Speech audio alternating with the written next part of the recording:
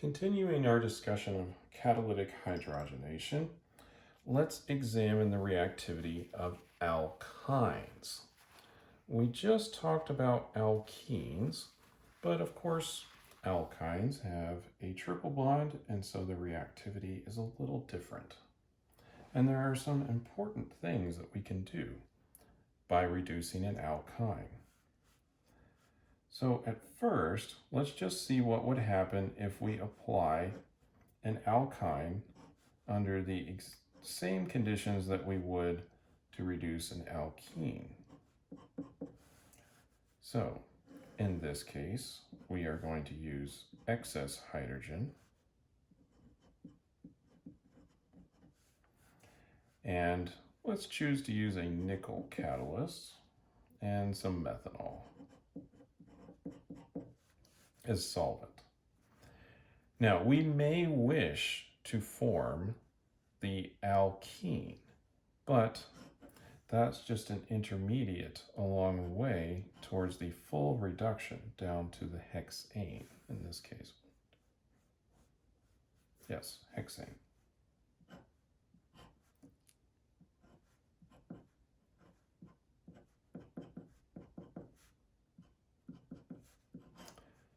So we're not going to stop here because, well, one, we've added plenty of hydrogen, and two, this catalyst is going to be effective at this reaction.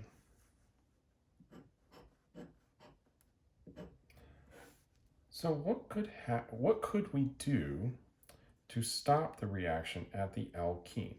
Now, if we indeed do want to reduce it all the way, we can.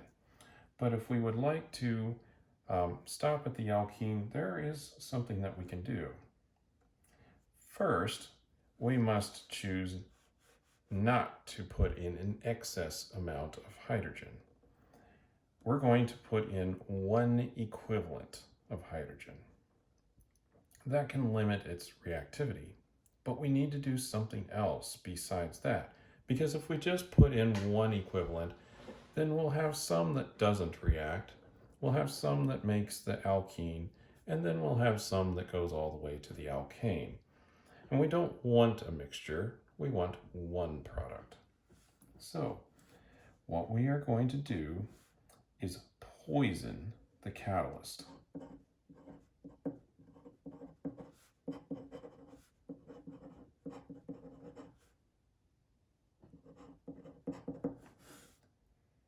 So we're going to reduce the reactivity of the catalyst.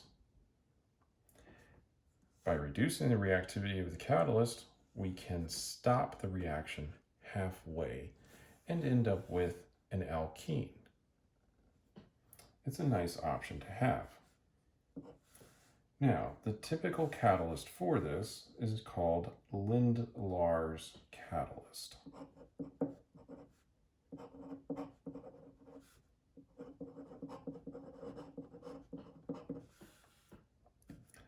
This consists of palladium on calcium carbonate, treated with quinoline,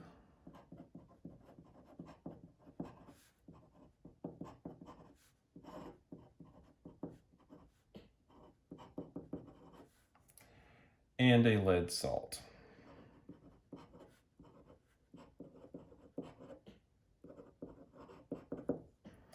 Quinoline looks like this.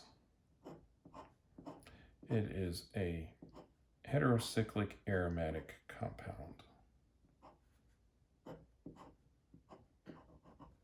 with a nitrogen on it. And that nitrogen is the important part in the poisoning process.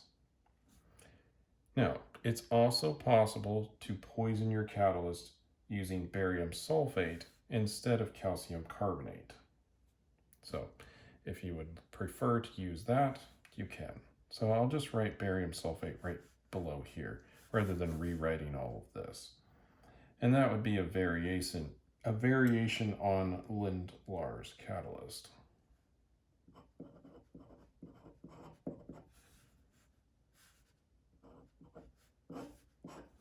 So that's the option. Now let's examine a couple of reactions using Lindlar catalyst.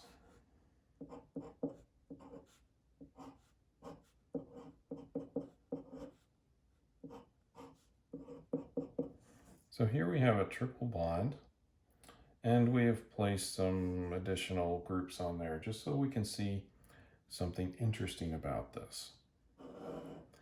Now, again, we need to use one equivalent of hydrogen, right? So one stoichiometric amount, just so that we can aid in the stoppage at the halfway point.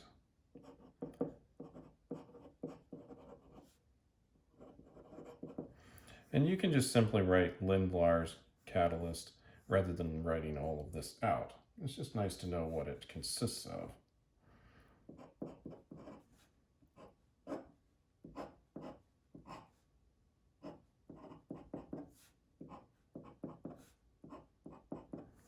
So you can see we've added 2 hydrogens across this triple bond.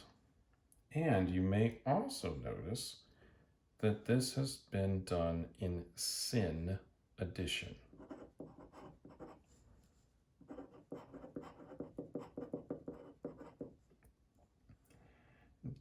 Because only the cis isomer is being made. So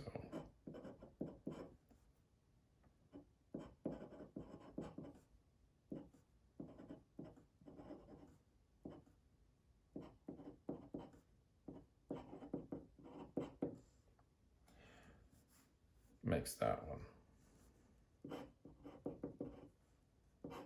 And it's in the cis configuration. Let's look at another example.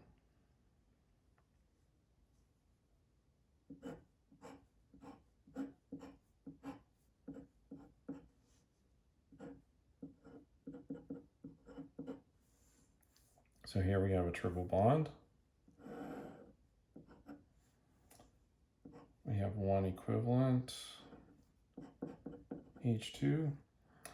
And I think another good way of describing this catalyst would be just to write poisoned palladium.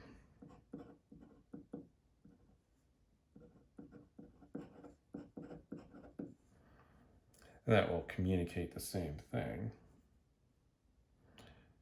And perhaps it's more descriptive to somebody who doesn't know what Lindlar's catalyst is.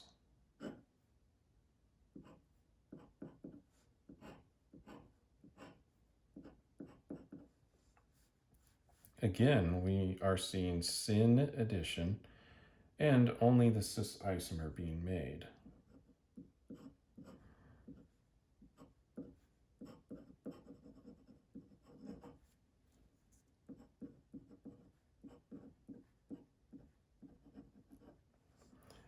And we're making Z 1-phenyl prop 1-ene. Now, you'll notice, again, cis or syn addition. And this particular style of reduction will favor the syn addition because of how the orientation is with interacting with that metal catalyst. Now, if you would like to favor the trans product, it's possible, but you'll need to use a radical mechanism, a radical reaction.